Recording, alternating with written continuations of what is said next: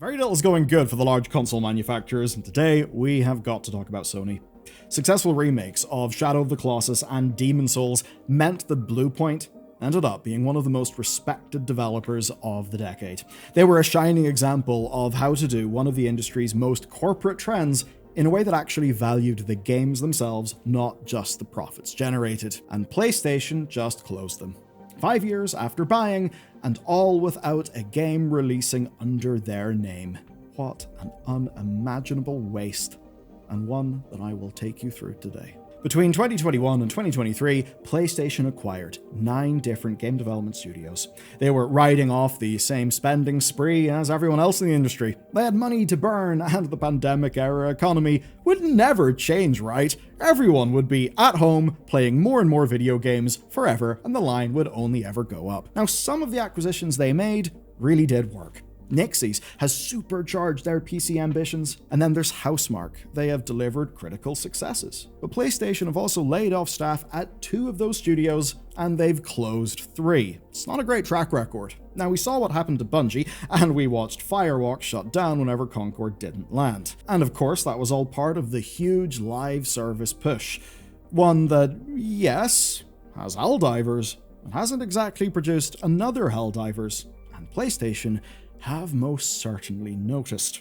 Herman Hulst told investors that they wanted a, quote, more intentional top-down approach to their portfolio. So, they've been cancelling unannounced games, and they've been putting pressure on studios to deliver more whilst costing less.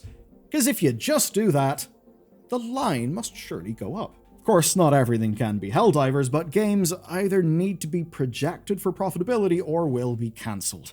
And last month, we talked about how this seemed to be putting a lot of pressure on Naughty Dog to crunch again on Intergalactic, even though the thing they were crunching on was a demo, and the game is not set for release for quite some time indeed. Now this month, we have a new update to the story, and the death of Bluepoint. Bloomberg broke the news. Bluepoint Games is being shut down, and all 70 staff are impacted.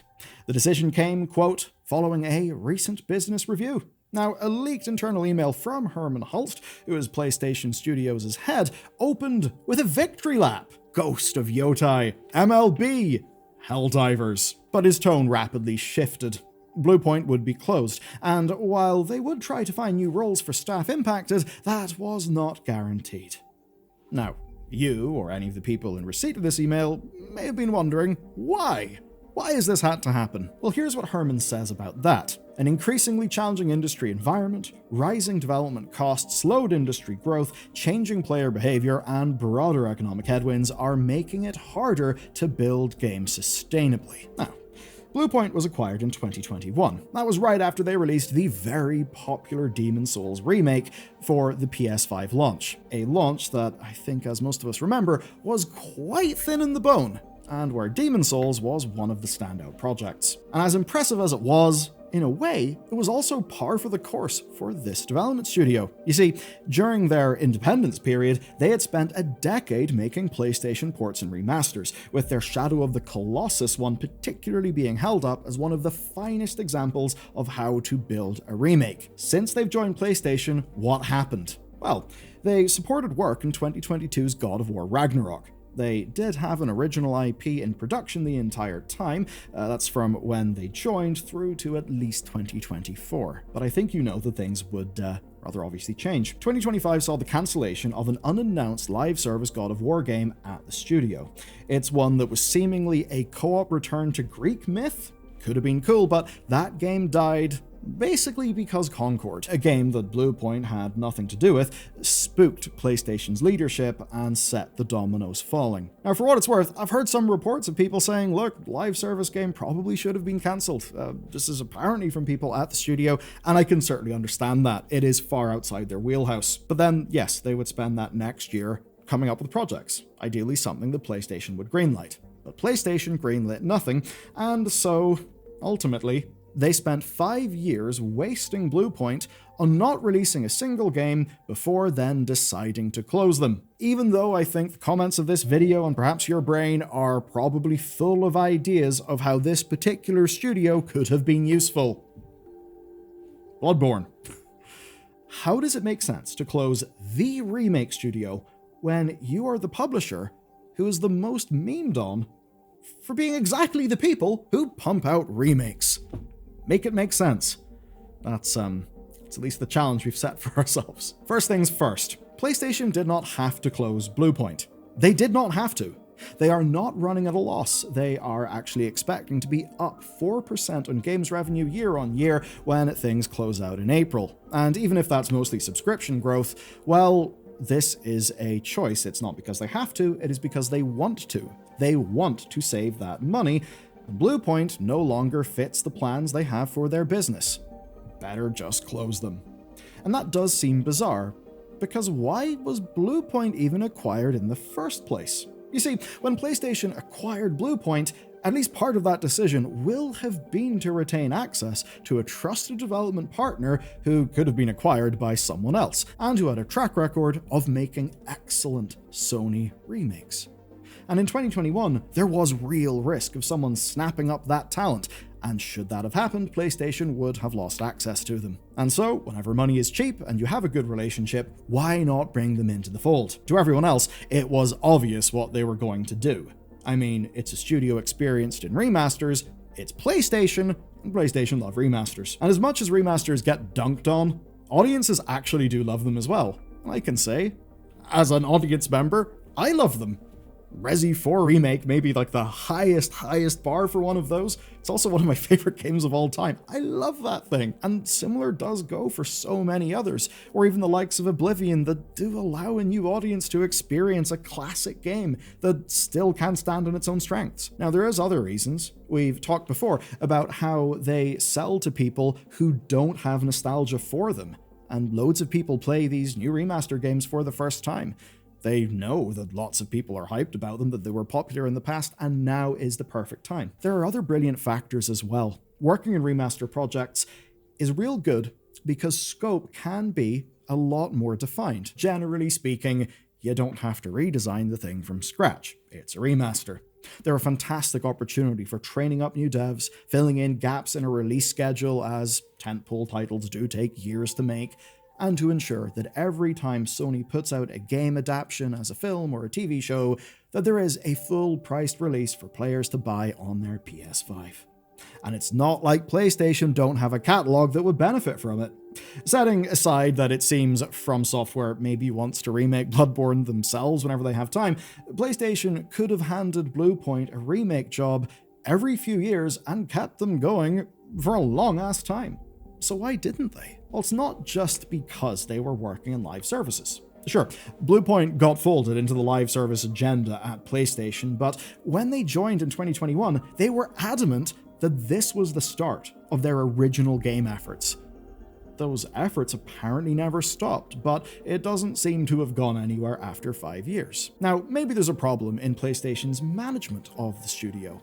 Maybe the fact Bluepoint only ever made one original game, Blast Factor, a PS3 launch downloadable from 2006, meant they couldn't deliver in this project. That would still ultimately, though, be PlayStation's fault for not stepping in to either redirect the studio or to help it succeed. But it's at least one reason why they couldn't devote all their resources to remakes. Now, losing the God of War game definitely meant that they had less to offer to PlayStation. But then, there seems to have been a year where nothing could be greenlit. And that's a bit weird because you'd think PlayStation would benefit from having an internal remake studio, especially given their back catalog. So, as we've covered, Bluepoint built the Shadow of the Colossus remake and the Demon's Souls remake. Those are two of the best remakes ever made. And PlayStation are not making those kinds of remakes right now. And their remaster work is effectively performance patches and accessibility updates, which are handled by Nixies internally for PC ports and external support studios like Iron Galaxy and Ballistic Moon. That's all useful work, but Bluepoint did not do that sort of work, at least not since 2015 with Gravity Rush Remastered. And that's the biggest problem of all. Bluepoint is uniquely placed to be hurt by many of the worst trends in gaming right now. PlayStation don't need them all the time, and that means that they don't want to pay for them, even though there could have been projects for them. So I guess here's the maths. Bluepoint are a Texas-based studio. They're relatively small at 70 devs, but they are paid American wages, and PlayStation effectively pays for the studio's operation costs even when they're not making a new game. Now, do you know what PlayStation will pay a lot less for if they decide they want to do a remake game in the future? A contract with an outsourcing company, especially one that can pay staff in currency conversion-friendly wages. You see, that's what Xbox and Bethesda did with Virtuos on Oblivion Remastered, and that got them the 9th best-selling game of the year in the US. And this is a growing trend. Apelian's State of Gaming report found that about half of all growth and development spending last year went to outsourcing, and that's because it's just more efficient to farm out tasks and IP. And that's the calculation here. The decision to close Bluepoint is cost-cutting, plain and simple. It is not so much about potential or what Bluepoint could do for them in a wider strategy, the games that Bluepoint could remake, the work they could be doing. PlayStation simply wants to spend less money, so the revenue that they bring in converts into more profit. That is understandable, but I think a lot of us look at this and think, I understand how this is great for your short-term finances, and it's great for reducing your ongoing liabilities over time. But are you giving up an asset that could be of tremendous value as the years roll on? And maybe, just maybe, that's the type of short-term decision that has been eroding this industry for a long time now. Instead of something reasonable, what we got was Bluepoint being acquired, and then their track record somewhat being thrown into the bin, as they were then positioned as a support studio and one who would be making a live service game, which is distinctly not the experience that this studio went into this whole shindig with. And here's the thing, the cruelest thing.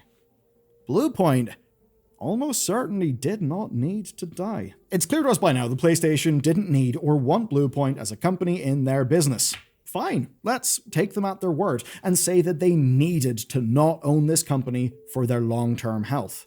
Okay, but why did Bluepoint have to be closed? This is a team who were together for decades, who built up institutional knowledge, technology, and skills that were the envy of the industry. Why did they have to be closed rather than some other option? I know the market isn't great right now, so PlayStation aren't likely to make their money back by, say, doing a sale of the studio, but they don't even seem to have tried. Not back to its leadership and devs, as we've seen with Relic or Toys for Bob, and certainly not to another publisher, like with the Tango Gameworks situation. Instead, well, PlayStation couldn't see a future where they would need Bluepoint, so they've made sure that nobody else gets one either.